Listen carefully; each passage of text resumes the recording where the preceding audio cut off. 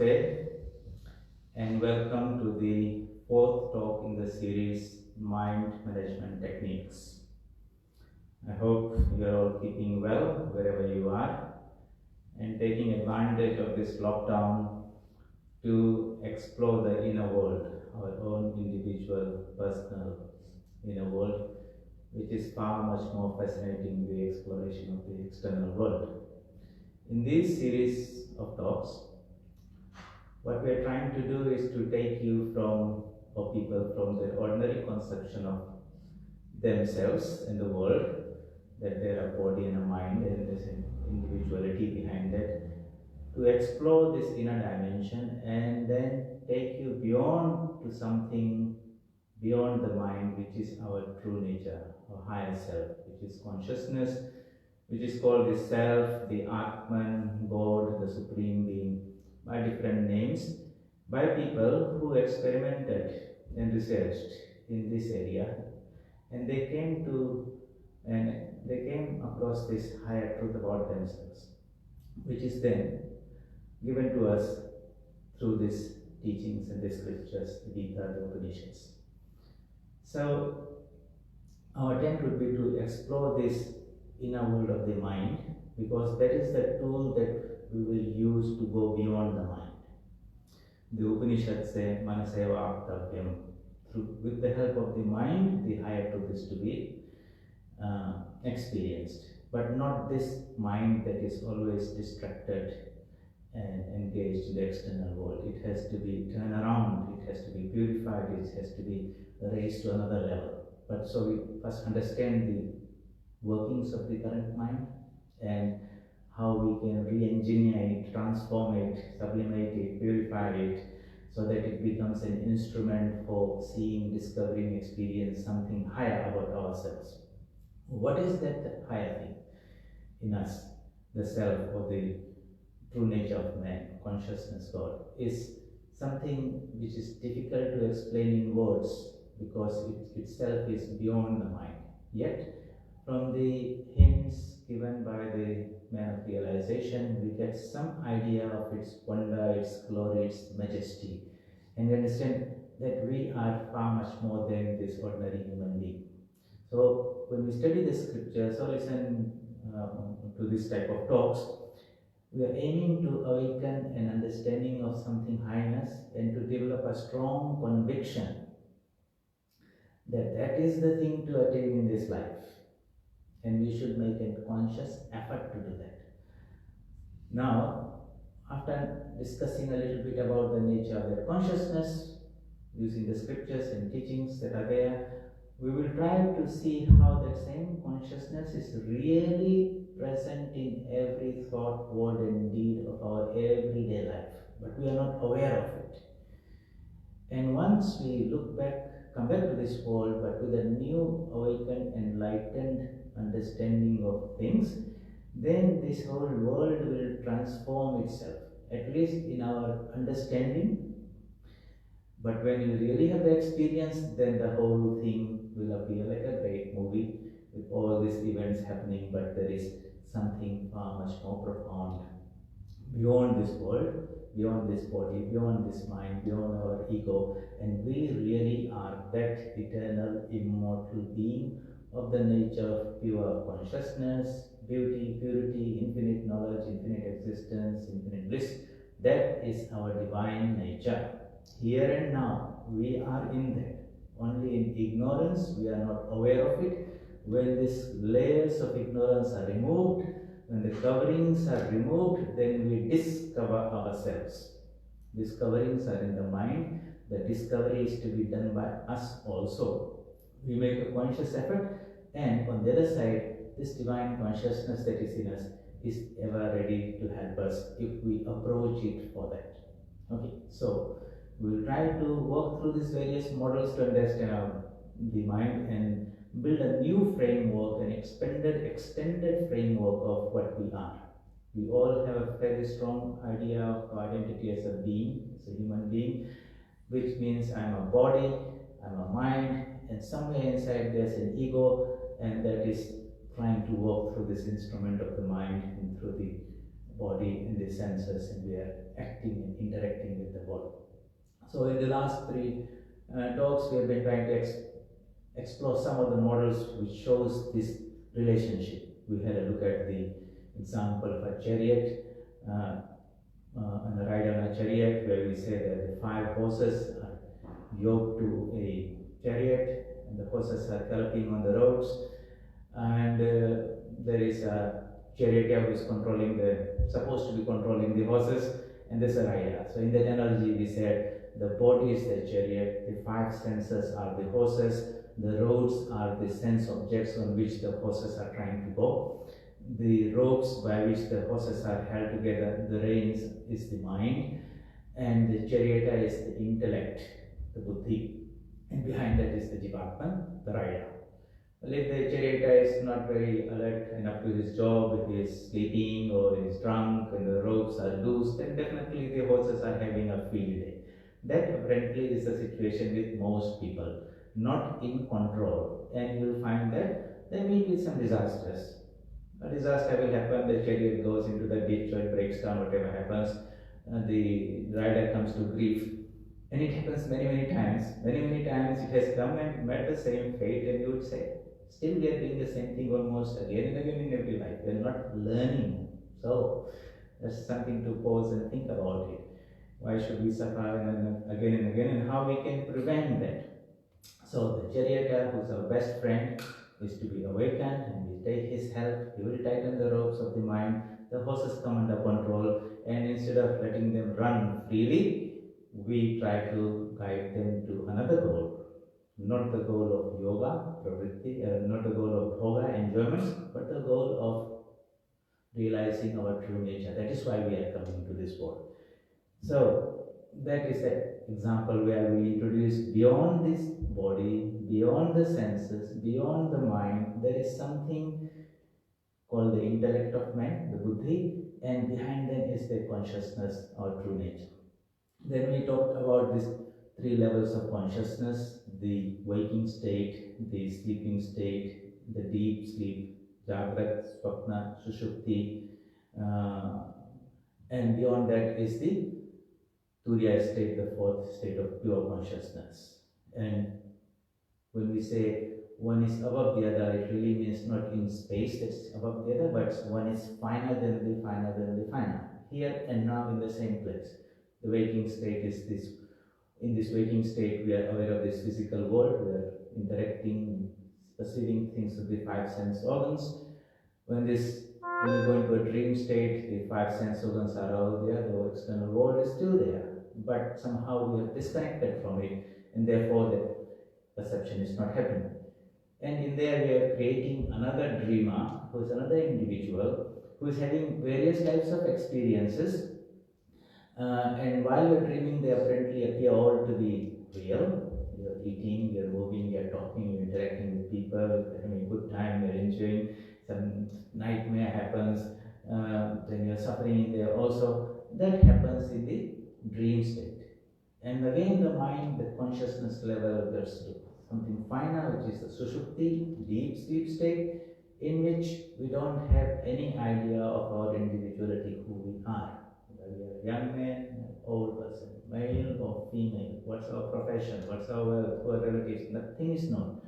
Then, of course, all this happens without our self-control. And then again we come back, and this is our everyday experience. The sages say there is another state, 4th one, related to this, where if a fool goes into that, he comes back an enlightened person.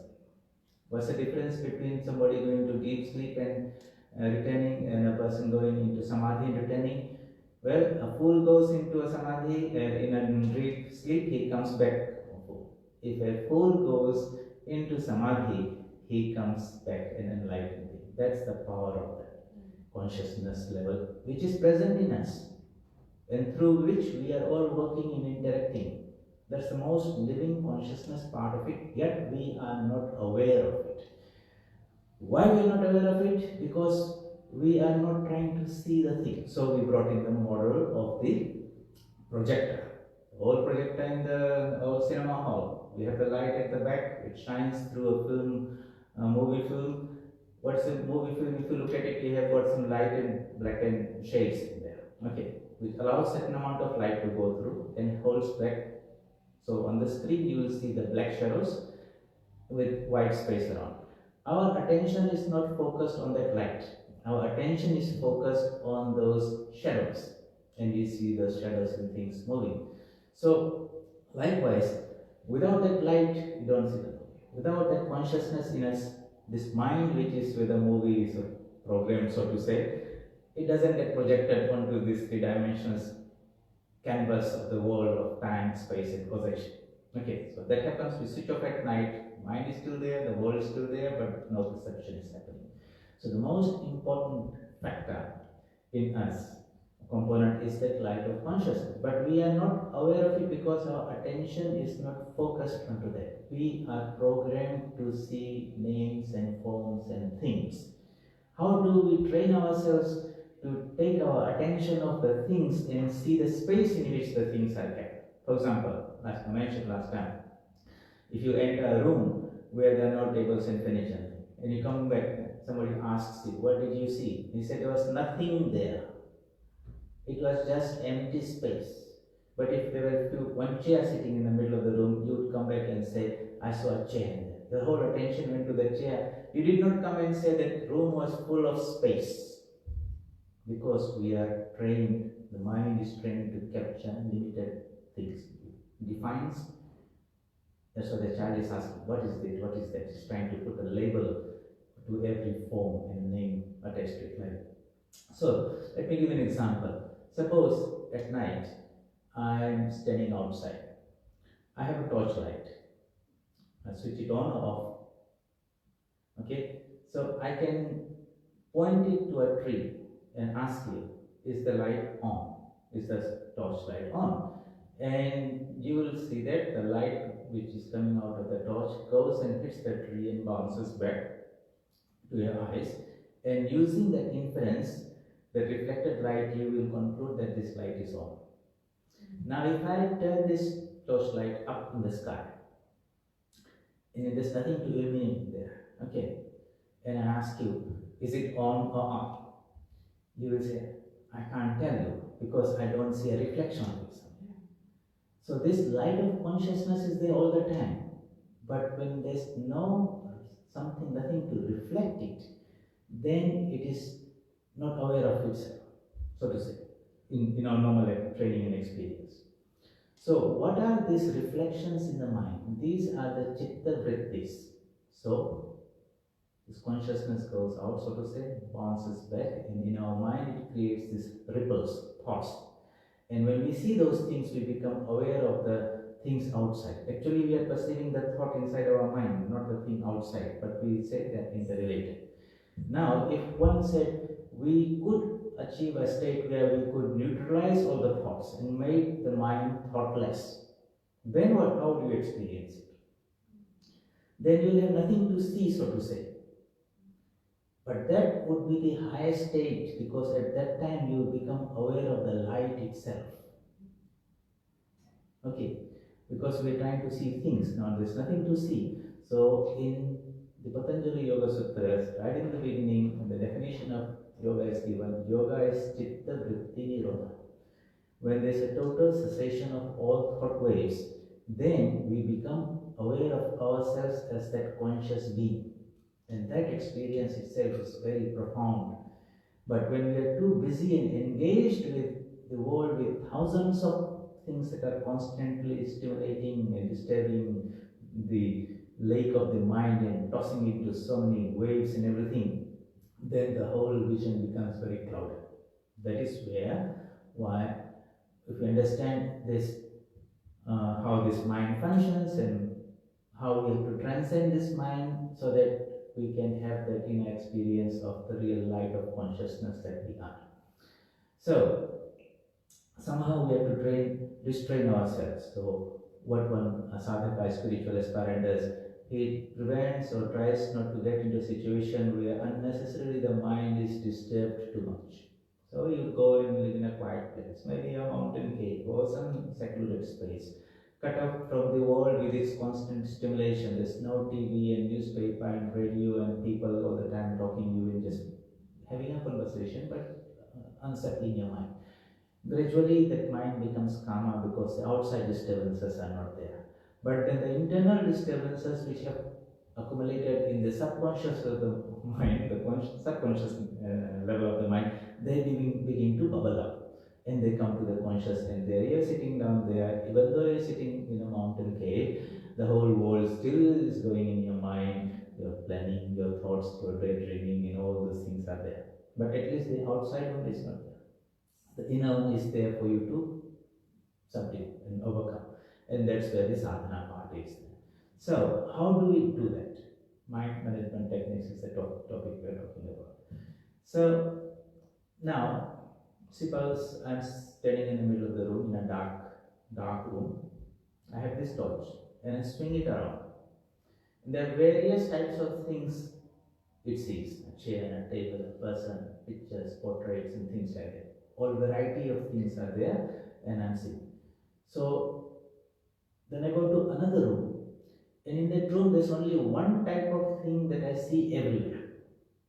So point there, I see a chair, everywhere. So the same type of thoughts are being repeated. Compared to the second experience, the first one was very distractive. A lot of distraction was there because each one was different. The second one, you see one chair, two, three chairs, head for. By the time you come to the fifth chair, you begin to lose interest because the same thing getting repeated.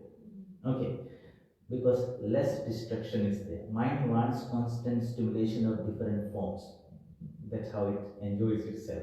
You give him something, the same of something every time, it gets a little bored because it's a repetition.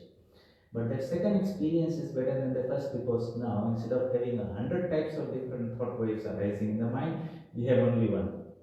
One is better than many. But ultimately we want to go beyond that also. So when we do your japa and meditation, you try to have mastery of the mind, the spiritual teacher will give you one form and one name. Why name and form? Our mind is constituted in such a way that we deal with names and forms. Okay, a form is there, a corresponding name should be there attached to it. So when you see somebody, immediately you ask, what's his name? The moment that name is given, you label it and file it, index it in your memory. And when somebody mentions the name, immediately the form, that image of that person pops up. And that's how our education and learning is there. This is letter A, this is B, letter C, that's a cow, that's a dog. That's how we're trying to teach, putting information, forms and labels. And after some time, the child begins to interlink with them, and then that's how the language develops, and he begins to talk in that way. You might just, first words a child speaks, he just says food, chairs. He doesn't give the full sentence, but the idea is there, he's trying to express himself in that way. Anyway, the constitution of the mind is that it deals with names and forms. We have understood that having too many names and forms in the mind is not a very desirable state. Okay, so, and the ideal is to have no names and forms, but we can't jump from the ground floor to the 7th floor like a Superman. So what do? We use that knowledge of how the mind functions to our advantage and say, instead of feeding the mind with so many names and forms, we will give you one name and one form. That one form is your chosen ideal of the divine, some divine form. And that one name is your mantra. And you try to keep the mind during a spiritual practice in that loop. So we start the mantra, and we should focus that whole mind.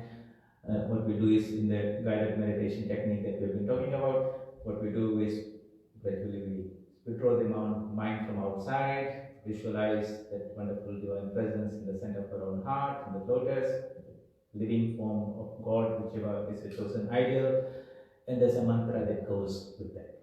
There's much more to the mantra, it's a different subject altogether. But sufficient to say that that mantra is the one that you will use to keep the mind in that loop. So you start the mantra with Om and it flows down, and when it goes to the end, before it skips off to another one at that junction, that is a danger point. The mantra will roll on to the end, And then if you are not alert and watchful, something else will tag in, and before you know, your mind has gone to your workplace or some other place. So, but if you're totally alert, that means a part of the mind is watching the thought process. Then when you come to the end of the mantra, it could be simply Om. When you come to the part of it, you should again start with the O. But if you slip at that junction point, then you find some other thought has tagged in, and before you know, you are sitting there thinking you are meditating and it's a nice experience, and then you suddenly discover that you are some other place. Some people just simply jump back to the mantra. It's a good exercise to say, hold on, pause. Let me see, how did I get here? What were the preceding thoughts? How many preceding thoughts were there between the japa and mantra to this? You would be surprised how many places and how many thoughts have jumped in there. Don't be alarmed and say, oh my God, this is so difficult to control this mind and I'm going to give up. That has been happening all the time. It's not a new discovery. Except now, because you are watchful, you have discovered how restless the mind is. So, at least I know the problem. A part of the diagnosis is there, the medicine is also there. I'll have to apply the medicine to overcome it. It doesn't happen overnight, but yes, the more controlled the mind becomes, the calmer it becomes, the more the inner light of peace, then all these divine qualities begin to shine from within. You might not be able to explain to others, but you might say, that was a nice, good feeling, it was so calm and soothing. You find your mind is also fresh, your mind is alert, there's higher degree of clarity in your understanding of yourself and things around you. Quality of your decisions are making better. So all those are the bonuses or the side products of a good meditation. Ultimately, meditation is a spiritual discipline, is more about realizing your truth. But yes, that same mind we're using for our spiritual practice, and it's the same mind we're using for day-to-day activities, whatever job you do. And as it becomes sharper and better, then you will find it makes you better as a professional also in whatever you're doing. So it helps in both places. So we will come to this topic of this practice of meditation a little later. Today we are just exploring how the mind is happening, how the mind functions. Knowledge is power. So when we understand the process, the internal gymnastics that are happening, then we empower ourselves with some methods and tools by which we can intervene and begin to have more control. We talked in the last class about this mental space. Today I would like to talk about that a little bit. How do we visualize that? There are a couple of ways of learning. One is to feed on words. Words will have some meanings, and you'll forget those words that I'm using. But if you can construct a visual picture through your imagination, that picture will remain much longer. So, and that's what happens, when you read a storybook, you sit down in some corner and engrossed in that story, you're reading words and sentences and paragraphs and chapters and what's happening in there. You're creating a movie in your own mind. The characters, the scenes and all those things. You forget the words, but you will remember the images that you are creating. Everyone is a movie maker in this way, so to say. And when people have this wonderful habit of reading books, they develop that power of imagination and visualization. But nowadays, people don't read the book, they get it served to them in a movie, and that faculty, that exercise of imagination and visualization slowly dies away. That's why people get pretty quickly bamboozled, little bit of complex something they can't visualize in image, because that faculty is lost by not exercising it. So that's another very interesting topic, Good concentration happens when you sit down and read something very interesting. But if you don't, if you just keep on flicking from one channel to the other or just changing the pages, no wonder we have got this problem of attention deficit syndrome. You can't hold your attention and concentration on a particular thing for a long time. Just mind is not trained like that. So we talked about this mental space. We said this is the physical space that we are all familiar with. It is called Maha Akasha, the great elemental space, in which the terrain is not flat. There are hills and valleys, mountains and all those things elevations are there, and there are different things around there, plants and animals, some are moving and not moving. There's activity in this flow, is constant change. In the mental space also, there is a similar terrain, so to say. So visualize a mental space which is not flat, so to say. There are valleys where negative thoughts are there. There are mountain peaks where positive ideas are available.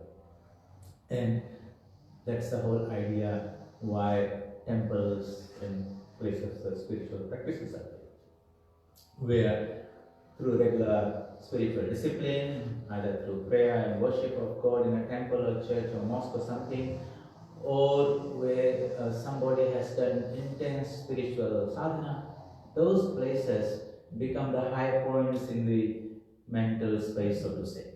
And when you climb up those places, that means when you go to such places, you'll find that your mind goes to another level. The vibrations of that place, so to say, lift your mind naturally, and you feel very good. For the time you've forgotten all your problems in the world. They're there at a lower level, but our frequency has changed to another level, and we are not in touch anymore. So that is that there's a gradation. Okay, it's not all one. There's a gradation. Just like here on the surface of the earth, there's a gradation. If you look at the air pressure on the surface of the earth, it's more, it becomes less and less and less. And for technical reasons, we say this is this sphere, ionosphere, metasphere, all the spheres, and we keep going higher and higher and higher until we say there is no atmosphere, there is only space. Of course, space is here also, but we are more focused on the things, and we didn't talk about the space. Space is the container, and everything is contained in it. Likewise, consciousness is the container in which everything, names and forms are contained. We want to shift our attention from the things to the consciousness in themselves. Okay, coming back to this mental space. It's a gradation, you say. Gradation means if you are at the lower level, you will receive things at one way. Or let us use another example here, just like this space here has got so many TV signals or radio signals. So many of them. I don't see them, you don't see them. If we have a TV or radio and you tune the frequency, as you change that the tuning knob, then you will suddenly hear some music has come in there, some picture appears on your TV. And you change it again, the first one disappears and the next one appears. And you keep on changing your TV, you might have so many channels there. Okay, 8 channels and this and all those things are there. But you don't see that. So we receive the one to which we are tuned. Okay, that's an important thing. When our minds come down to a lower level, then we get tuned to this lower quality of thoughts. It's all there in all abundance. But we receive and we transmit at the level to which we are tuned. That's very, very important. Okay. So sometimes the mind is at a particular level. It's happy, you're feeling good about it. But for some reason it can come down. Then it comes down. Before you know it's slipping, and then it sinks down into some space, and you are sad, depressed, and all those things.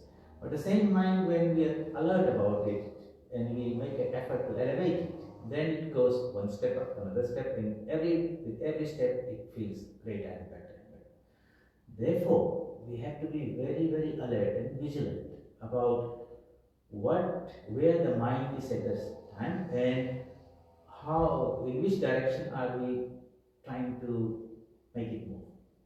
If we're careless, it can sink down and we'll do a lot of harm to ourselves.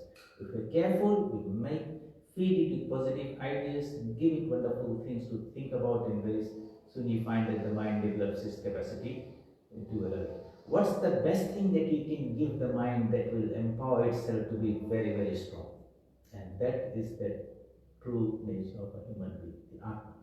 So, self-empowerment, mind management techniques. If you look at the Bhagavad Gita in another way, not as a religious text or a spiritual text.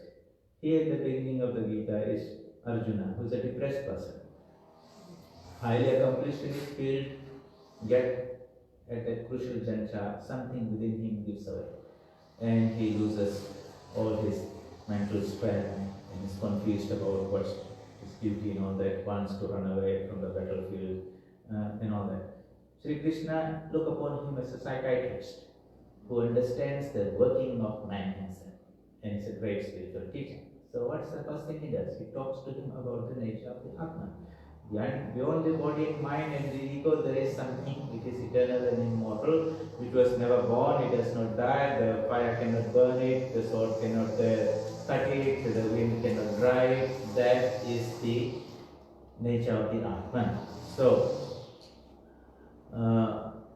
how he then teaches him through proper practice, he can uplift his mind and integrate it and be anchored in the spiritual level to have that balance, and then engage himself in all these various types of work. Sthita prajna, being established in the knowledge of one's spiritual nature. You might not experience it immediately, but and it's not that you're totally not experiencing it at all. God is not some being that you will meet when you die, or he is somebody who resides in a place far away like Kashi or Vrindavan or Makkah or somewhere, heaven. He is present here and now. He is not a person, it's a universal consciousness. He pervades anything in everything. Here and now is the powerful phrase. And it is because of him I am conscious and you are consciousness. I am speaking, you are listening. If that consciousness is not there, but can any of us deny that we are not experiencing the consciousness now? Maybe we are not experiencing in the same degree as Buddha was experiencing, or Christ was experiencing, or the way Sri Ramakrishna was experiencing, but none of us can say that we are not experiencing that consciousness. It might be a little in one person and more in another person. This differentiation in the manifestation of that consciousness in persons is what makes a difference between men and women. In some it is more, in others it is less. That's all. But it's the same power that's flowing through.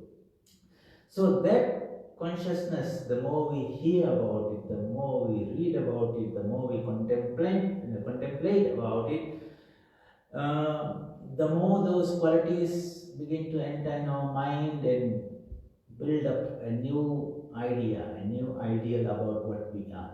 And we remind ourselves that really we are not a body, we are not a mind and an ego and full stop there, but there is something far much more profound in us. Or we really are that consciousness of this nature as we've been discussing. That consciousness embodies itself by putting together an ego, covering itself with another layer called the mind, putting a third layer called the body, and then implanted in this body are these special instruments called the senses, and this consciousness from inside is shouting, seeing through this whole stuff, the senses, and is seeing this world, acting and interacting. We are not a human being, we are a divine being putting a mask of the human being. So that's a very powerful idea, and once we can change our self-identity, it might not be an experience, that's the goal, but conceptually, intellectually, we can understand that we are something much more profound than this human being. And when we dwell on the qualities of that Atman nature, you'll find lots of your problems will automatically disappear. For example, here is this coronavirus. It is the fear of death that we are afraid of. Fear is there, not of the virus. The virus can kill us. We are afraid of the death, that's why we don't want to see, we don't want to touch you. Even the ones we love so much, we want to keep a distance. Because at that time, self-love is more important than love of others. Okay, and then we see this virus is also a great disruptor. All the things that we have accumulated and worked hard for, our qualifications, our job, our house, our family, or whatever is there, this little thing can come and take all of it away, totally unsettled. So we like to be in a very comfortable position. Anything that shakes us up, we don't like it. So this virus represents these things. Fear is what is our problem. And the only way we can transcend this is to come across or get access to something that gives us fearlessness. And that fearlessness has to be something permanent, indestructible, unchanging. And where will it come from? Well, we understand it's not going to come from outside. Nothing can make us. The insurance, the doctor, nothing can save us. But if you just think about it, that within me there is something which is immortal. Even if this body falls, I still remain. It might not be a full realization, but that even that idea is so uplifting and beautifying. Such is the power of spiritual knowledge. The more we dwell on the spiritual truths, you'll find a type of awakening happens where the drooping shoulders stand up and say, okay, I know nothing can touch me. At least the faith is there. And those who are devotees, then they have that intrinsic faith that, okay, the divine power is not simply something, it's a living consciousness, it's a living being, it's a to whom I can talk to and I can pray to, he can respond. And yes, it's very difficult for me to transcend these human limitations of this body-mind identity, but it's no big deal for the one on the other side to bless, you may say, be gracious, and in a moment the whole picture, darkness is removed and the light shines through. That is what is called divine grace. Sri Ramakrishna says, if there was a room that was in darkness for 1,000 years, and somebody went down there and clicked on the switch, does it take for the lot of 1,000 years or a year for the light to slowly, darkness to disappear? No. As soon as the light comes, the darkness disappears. Such is the power of divine grace, of that consciousness that's dwelling inside us. And when His grace happens, then in a flesh, all these names and forms will disappear, and therein you will experience that wonderful divine consciousness which is living, palpitating, full of bliss, knowledge, and all these wonderful qualities. That is our divine birthright. In between, we have got this mind, which is our problem. What's the problem? The mind is engaged too much with the outside things. Material. We have to rein in the horses, pull in the ropes tight. That means the buddhi has to wake up and tell us and be guided that whatever it is seeking, it's not out there. The happiness that is seeking for is not in the material things, it's inside. The knowledge that it is seeking for is not in the sense objects, it is inside. The peace that it is seeking for is within, not outside. The eternal life, we want to keep this body alive forever or very long. After 50, 60, there might be some problems. You might do a kidney transplant and bypass and this and that. No matter how much you stretch it, at one point it will simply go. So when we think about that, we cannot make an eternal, immortal body. Even though we read in the mythologies, the Asuras did a tremendous amount of sadhana and all that, and when God appeared to them in particular form as Brahma, Vishnu, then said, can you please, I want a bone that I will not die. I mean, this body will not die. Ravana did this. Various others did that. But they will always have some loophole somewhere where death will come to the body. That's not, no one can make this body permanent or the mind permanent. But that's permanent entity that we are seeking to is already in there. We don't have to create it. It's just about recognizing it. It's as simple as that. It's not something that we have to get from outside. It is already there. It is covered. Sadhana means removing that covering of knowledge, ignorance, I and mind that is there. So, in this mental terrain, we have to be very, very alert. Anything that takes us away from our spiritual nature towards the world through the body side of it, it is spiritually harmful to us. Anything that lifts us closer and closer towards our spiritual nature, that is good for us, spiritually conducive for us. And that's how people should make a decision in life, what is good for them, what is not good for them, what they should do, what they should not do. So this consciousness is not many, it's one. It's one and not many. Just like there's one ocean that has become many waves, millions of waves will rise of the ocean, be held by the ocean, and will subside in the ocean.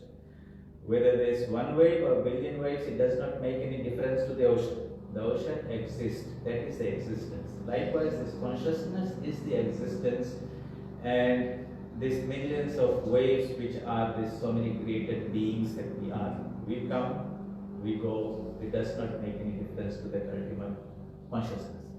Spiritual life means integrating ourselves to that one. All types of do's in spiritual life. Okay, be kind, be compassionate, sacrifice, be loving and caring, and all those type of things. These are the practices by which we go closer and closer to that oneness. We love two people, and there's two there, then the differences disappear. Okay, we sacrifice, that means I'm not just attached to this one. I see that I'm also in you. Somehow at a deeper level we have that. We might not know the philosophy behind it, but using this analogy we can understand that if I'm a wave and you are another wave, but both of us are made of the same water. Okay, so that understanding is a deeper understanding, and that might be like we are brothers in the same family, members of the same community, people of the same nation. Wherever that oneness comes, we find that we are sharing and caring. And when that oneness is not there, then you are another person of another country, another race, another faith, and that differences take us away from the. So, anger, hatred, jealousy, greed are the emotions that take us away from that oneness that's within us, spiritual. And that's why they're spiritually harmful. Kindness, compassion, sacrifice, and all those type of things, practicing truthfulness, are those things which elevate the mind towards that our true nature, and that's where those are the morally and ethically right things to do. In yoga, where all spiritual practices are established on this ethical and moral foundation of do's and don'ts, the yama and the niyama, the first two stages in the Patanjali Yoga Sutra. That's why it's detailed, given in greater detail. So in this mental plane, we have understood there are different levels of thoughts, just like different types of radio, TV signals are there already. That has been populated there by people who have been thinking all types of things, radiating, contributing to that. There have been people who have been most terrible people, who have done a lot of harm. Hitler and those who radiated a very negative energy there. And those whose minds came down to that level got infected by those negative ideas, and they resonated and behaved in that way. There are positive, beautiful ideas by great thinkers and saints and sages and spiritually enlightened people. They also have contributed to very powerful spiritual ideas. We will receive those depending at which level our mind is tuned. Therefore, our task is to be very, very alert and always trying to raise the mind higher. And you see, very practical, in the Bhagavad Gita, Sri Krishna immediately tells Arjuna, my friend, your problem is that your mind has gone down and now is infected with all those negative ideas. I can't help you there. You have to, I've given you the tools and pointed out which way to go. You have to raise yourself by yourself. That means the mind has to be raised with the help of that enlightened buddhi. That charioteer in the chariot has to wake up. He has to grab hold of the ropes tight and lift himself. Uddharet atmana atmanam. Raise yourself by yourself. Natmanam osadayat. Do not lower yourself. Atmanneva atmano bandhu. If you can raise yourself higher, you are your best friend. And if you do not, then you become your Atmanneva Ripuratma. You become your own enemy. Very, very practical knowledge. Psychology is explained there. So you require a degree of vigilance and alertness about what's happening inside the mind. Just seeing things outside is one way. Through yoga and japa and meditation, we develop that faculty to observe the inner functionings of the mind. What types of thoughts are coming? Are these good for me? Okay. Just knowing them good and bad, some power of discrimination is necessary, and then you require a willpower by which you can restrain it from going down, because the tendency might be to go down there. Put the brakes on and give it a spiritual direction, push and raise it. And if one can do that, you'll find that you have become your own friend. There are no enemies outside there, no friends outside there. No one can help you. The one that can help you is always within you. But do we approach him? Do we seek him? Many people don't even know him that he is there. In ignorance, man thinks God is somewhere out there. When knowledge comes, he feels he's inside as the inner controller. But when enlightenment comes, he sees that that same consciousness is present everywhere in everything. That is the highest state. So at least from ignorance, we should come and begin to feel that antaryami, that cosmic consciousness is the inner controller in my own heart. And beyond, then expand that, that's not only in my own heart. See, it's a wonderful thing that we are children of the divine, eternal, immortal beings. Just that idea is uplifting compared to, some faiths say we are sinners and this, and make you so negative about yourself. No wonder your mind will sink down if you constantly being told that you are a sinner and sinner. Sri Ramakrishna said once somebody was reading him out one of the Bibles, and he said, "Oh, they make a big deal about this sin. Why? We are the children of the Divine Mother. We are the children of bliss. We are eternal, immortal beings. Talk about the positive things in you. Remind yourself again and again about your glory. Who doesn't want to be told about wonderful things about us?" But here the scriptures are telling, not only in a material way, we are the being out of which ultimately the whole universe has come. We really are the ocean, not the wave. Such is the final, highest realization. The Jivatma and Paramatma are one. Anyway, that type of thinking about ourselves makes us feel very good. But we should not stop there. If the divine dwells in me, then it dwells in others also. And just that expanding that recognition, you'll find it will transform your relationship with others. No longer the person you are seeing is identified and defined by his external faith or nationality or his appearance, color or profession or gender or age thing. That is the external shell. But we begin to see that inside that is that one same being. And when we realize and connect with that at that level, your behavior and interaction with that person automatically changes. Suddenly, there's oneness. You're kind to that person, you're loving to that person because you are also present in that form. Somehow, the two waves have understood that we are made of the same water. But beyond the forms also, we are just that ocean. So if you go dive deep into the ocean, then we find that ultimate peace is there. That is the goal. And this mind itself is the means by which we can achieve that. So we have to be very, very careful first about understanding this mental space, so to say. There are dangerous spaces where we should not venture into. There are beautiful spaces where we can go and have a nice time. The best enjoyment is not going on some tour or some material things. The best adventure is to go inside to that peace and joy that's already inside us. With that understanding, people will say, what do I come with this time? I've got a long Easter weekend. Do I go to the beach and party and picnic and that's going to make me happy? Or I'm going to go engage myself where we can penetrate or enter into the higher dimension of me, where the real source of joy and bliss is going to come from. So it's about our education and training, and of course the willpower that is there.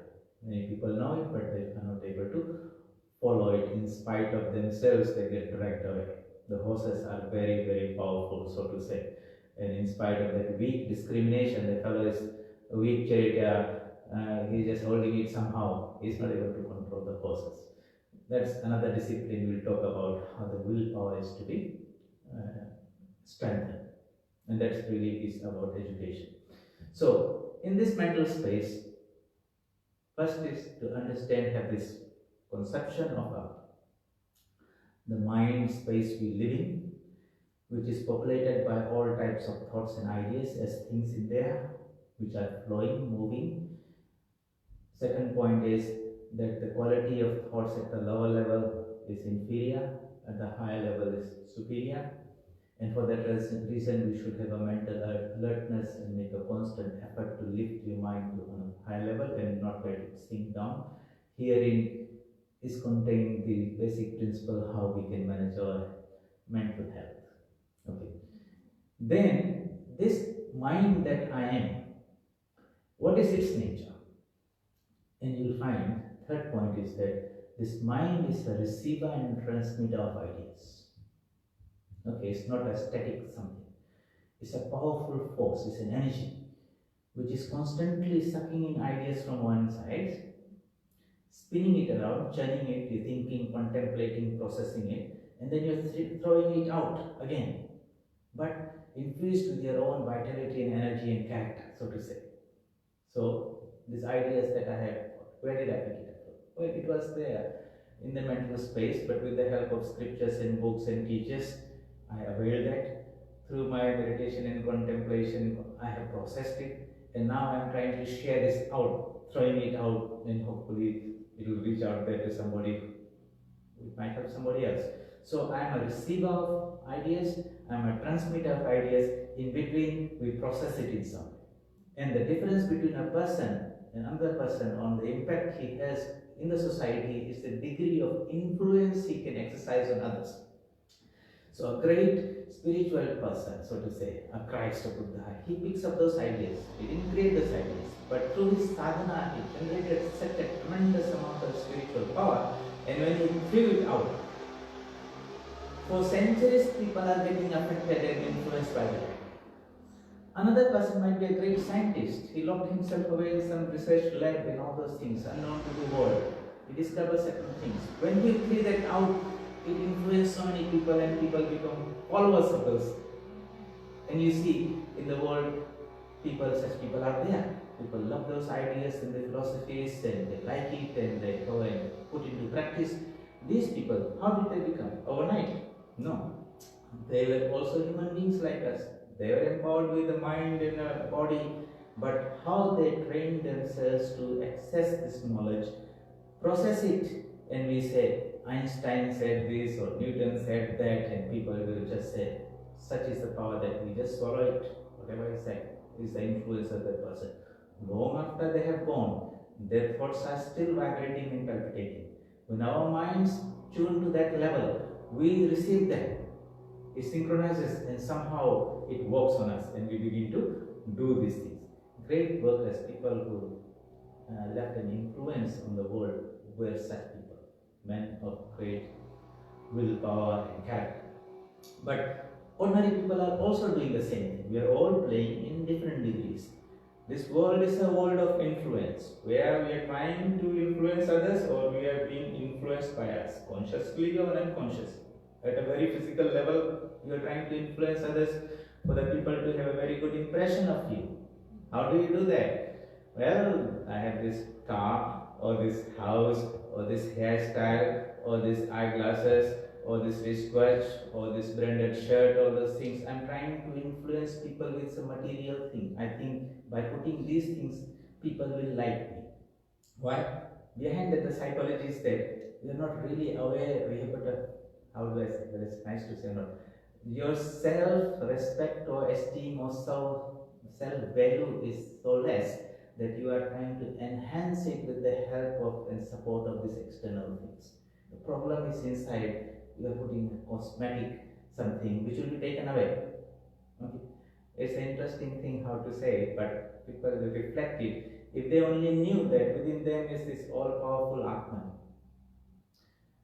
or you are powerful even at a mental level. So such people you see, do they very much care about their hairstyle and what glasses they're wearing and all those type of things? No, they've got long beard, long hair, their clothes are like this, they're not bothered about how they look, they're not trying to impress. They live in another mental world in which the knowledge, the joy of knowledge and things they're discovering gives them greater delight than what they eat and what the world thinks about them. So you see how mind's at different level. When it's at a very gross level, then we do all these type of things by which we try to create an impression on the world.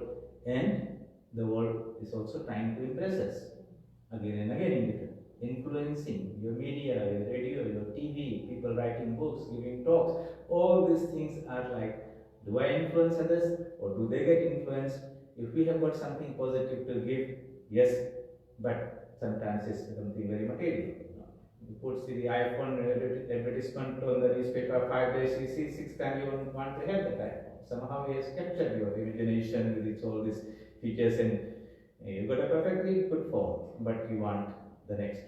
That's how we get influenced by media, advertising. Before we know it, parted with your heart and money. Maybe for a phone that doesn't add any more value, except somebody says you got the latest phone and it makes you feel good. That's a very, very interesting way to see things. But we are exploring this mind, how it's working. If it's engaged in this way too much at the lower level, how can you take it? It cannot be in two places at the same time. You have to renounce or give up, detach so from the lower engagements and things. Only then this mind will raise itself higher and higher, higher. So that's why mind management techniques, another important faculty is the power of detachment to things which are holding us down. The power of detachment from things that are holding us down. We make a constant effort to raise our mind, do different type of things, but somehow we find that the mind is not getting right, rising up. Maybe we did not do the right things. So there are a couple of stories to tell this, illustrate this. Sri Ramakrishna says a couple of drunkards one night decided to cross the river Ganga and go to the city to have a night good time. So they took their boat, tied the boat on the bank, went out and had a good time, came back midnight, got into the boat and started rowing. And they were rowing and rowing, and when the dawn came up, they found they were still in the same place. The reason was that they forgot to untie the rope that was tying the boat to the bank. So likewise, many people want to return home. Home is the spiritual goal where we have come. We do all this sadhana, a lot of exercise we are doing, but we have not detached ourselves from things that are tying us to this world. As a result, all that effort does not materialize into any progress. Or there's another example we can give. You see these hot air balloons. Okay, so you see these big balloons you put on the burners, and the flames hit the air, and the balloon inflates, and it wants to rise up. But for some reason it's not rising. Why? Because the ropes that were tying it to the ground had not been untied. So likewise we do tapasya, spiritual discipline. Tapas means heat. We want to raise this mind to a spiritual level, but we find that the balloon is not rising because all this attachment to the things, to the material world, my this, my that, and I am this body, I am this mind, this is my individuality, my personality, and things. I and mine is so strong at the physical material level that it is not rising up. So the first part is to disconnect, to be able to detach, to be able to give up. Give up. When we use the word tyaga and renunciation, many people don't like it. They say we work so hard and suddenly you are asking us to give. Renunciation is to be understood in a way as not as a negative thing but as a positive thing. It means giving up of something less significant in return for something more valuable. It's not a loss, but it's a gain. But you cannot gain something which you have not given up without losing the other one. This is a topic we'll probably take up next time because it needs to be explained. But we'll come back again to this mind that is the receiver and transmitter of ideas. So once we know how the mind functions in this mental space, what is the terrain and the profile of the mental space in which we are living, and where is a desirable place to be, at the lower level or the higher level, and understand the functioning of the mind, that it is constantly being influenced by the ideas and thoughts that we are influenced or getting exposed to. So we'll be careful about that, but should not be simply sitting there. Having saved ourselves from going down, we will make a conscious effort to elevate it. But while trying to do that elevation will take place when those things that are holding us down, the ties and bonds that are holding us down, are cut off or loosened, and only then this mind will float up to the highest level of consciousness. And then we will enjoy that supreme bliss and peace. So this mind alone is the tool. We have to take very good care of it. Be mentally strong, be emotionally strong, and the strength and the power to do that will come not from outside, but from inside. The closer we go to that, the more we will feel that energy and power. In a winter night, if you're sitting too far away from the fireplace, you will not feel the heat in the wall. As you go closer and closer, you will feel that energy, that heat. Likewise is the story as we go closer and closer to the divine inside us. And we pray to the divine to inspire us and guide us towards the spiritual goal. We will take this topic up next week again. But there's an announcement that from next week the talk will be at 10 o'clock Brisbane time, not 11 o'clock. In the meantime, keep safe, keep happy, read, discuss, dive deep within yourself, feed yourself with a lot of spiritual ideas, and practice your divine meditation regularly. Om Asato Ma Sadgamaya Tamaso Ma Jyotirgamaya Mrityorma Amritam Gamaya. Om Shanti Shanti Shanti. Hari Om Tat Sat. Shri Ram Krishna Arpanamastu.